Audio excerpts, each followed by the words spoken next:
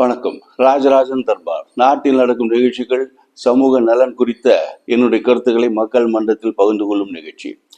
வேலூர் மாவட்டம் பேர்ணாம்பேடு பகுதியில் கடந்த 3 வாரங்களுக்கு முன்னால் 3 யானைகள், ஒரு குட்டி 2 பெரிய யானை இறந்து இருக்கிறது. இதே பகுதியில் இந்த ஒரு மாதம் மட்டுமே கிட்டத்தட்ட 5 யானைகள் இறந்திருக்கின்றன.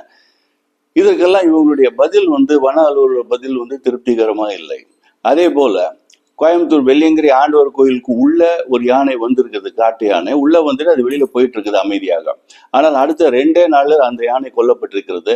இந்த வன அலுவலர்கள் அதை அப்படியே எந்த வேற ஃபாரன்சிக்லாம் எதுவும் அனுப்பாமல் அதை பிரேத பரிசோதனை செய்த மேல காட்டி அப்படியே போயிட்டு விட்டிருக்கிறார்கள்.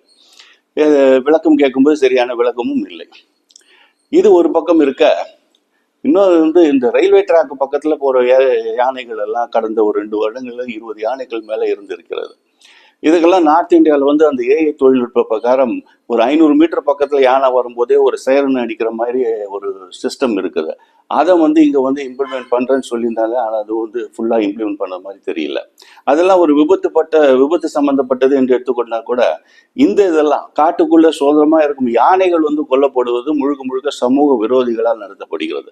குறிப்பாக அந்த சாராயம் காய்ச்சுபவர்கள், அதுக்கப்புறம் இந்த தந்தம் போன்ற இதுக்கெல்லாம் களவாடுவதற்காக யானை கொல்லப்படுகிறது.